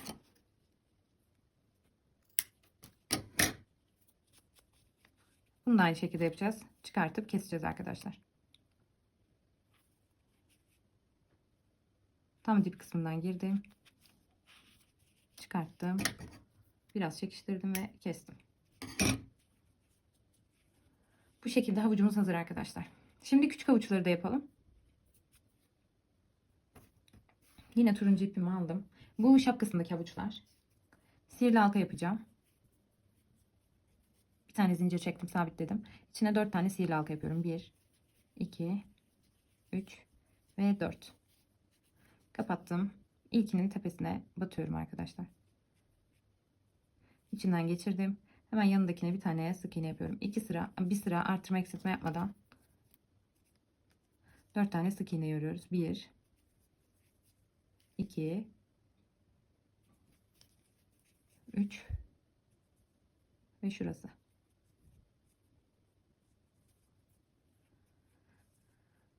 Şurada arttırma yapmışız. Bir dakika. Aynı yere 2 tane batmışız. Şu 1, 2, 3 ve 4 arkadaşlar. 4 tane sık iğnemi yaptım. Elimle düzeltiyorum. Kapama ilk sık iğnemin tepesine geldim. Şuradan bir batayım. Buraya geldim, battım arkadaşlar. Şimdi buraya bir tane sık iğne yaptım. Tekrar ilmek belirleyicimi taktım. Hemen yanına, ilmekler az olduğu için kapanıyor hemen. Yanındaki sık iğnenin tepesine 2 tane sık iğne yapıyorum. Yani arttırma yapıyorum burada. Bir sıra arttırma yapacağız. Şimdi hemen yanına bir tane daha sık iğne yapıyorum. 4 tane de 6 tane sık iğnem olacak. Onun yanındakine arttırma yapıyorum. 2 tane. aynı yere 2 tane sık iğne yaptım. Arttırma oldu. Şimdi ilmek belirleyicimi çıkartıyorum arkadaşlar. Onun olduğu yere de bir tane sık iğne yapıyorum. Şimdi burada 2 sıra arttırma eksiltme yapmadan öreceğiz arkadaşlar. Hatta bir sıra örelim biz. Bir sıra arttırma eksiltme yapmadan 6 tane sık iğnemi örüyorum. Uzunluğuna bakacağım, ona göre karar vereceğim. Göz kararı yapıyorum. Bazen elim sıkı oluyor, bazen gevşek oluyor. Tamam arkadaşlar, sıra sonuna geldik. Bir sıra ördüm. Şimdi hemen ilmek belirleyicimin olduğu yere sık iğne yaptım. Bir tane eksiltme yapıyorum hemen yanına. Sık iğnenin yanına bir tane eksiltme yapıyoruz. Bu ipi buranın içine koyup saklayabilirsiniz. Havucun içine. Bir, yanındakini de aldım. İkisinden çıkardım ve tek de kapattım arkadaşlar. Bir tane de sık iğne yaptım şimdi. Hemen yanına geldim. İkisini birlikte ördüm ve çıkardım. Şimdi burada artık ipimi kesiyorum arkadaşlar. Şöyle biraz uzun kesiyorum. Yine bunu dikiş için kullanacağım. Çok aşırı uzun da kesmeyin. İlmek belirleyicimi çıkartıyorum. Bunun için doldurmuyoruz küçüklerin. Taktım arkadaşlar. Şimdi hepsinin etrafından bakın. Şunlar ilmekler ya, sadece dış kısımlarını alıyoruz. Bunun da alalım. Mesela bunun da sadece dış kısmını alıyorum. Sadece dış kısımlarını alıyorum. Bakın şöyle ikisini birlikte değil. Sadece dış kısmını alarak. Buranın da sadece dış kısmını alıyorum. Ve ortasına batıp ortadan sihirli halkanın ortasından çıkartıp çekiyorum arkadaşlar. Bu şekilde duruyor. Havucumuz bitmiş oldu. Bu ipimizi kesmiyoruz. Burada bırakıyoruz. Dikerken kullanacağız. Şimdi sap kısmına geçelim havuçların. Yeşil ipimi aldım yine. Bakın şuradan orta gördüğüm bir noktadan şöyle batırıp çıkarttım. Buraya bir tane ilmeğimi çıkartacağım. Bir tane zincir yapacağım ve sabitleyeceğim. Şimdi 1, 2, 3. 3 tane zincir çektim. Bakın buna değil, yanındakine batıyorum. Bir tane kapatma yapıyorum. İlmek kaydırma deniyor. Buna değil, yanındakine, onun yanındakine de battım. Kapatma yaptım. 2 tane oldu. Şimdi hemen tekrar aynı yere batıyorum bakın. Aynı yerdeyim. İlk ilmeği çıkarttığım yerdeyim. İçinden çıkarttım ve bunu buradan kapatma yaptım. İçinden geçirdim. 1, 2 zincir çektim. Bir tanesini atladım. Hemen onun yanındakine kapama yaptım. Bu şekilde. Şimdi geldim. İlmekleri çıkarttığım yere tekrar battım. Ve çıkarttım. İçinden geçirdim. İpimi biraz uzattım. Çok uzatmayın. Kestim.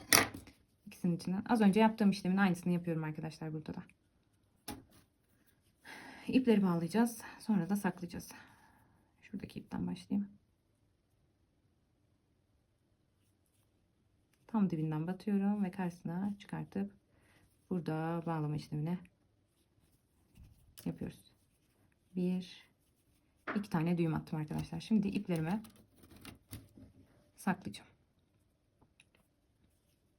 Tam dibinden battım. İçinden bir yerden çıkarttım. Bunu da öyle yapalım.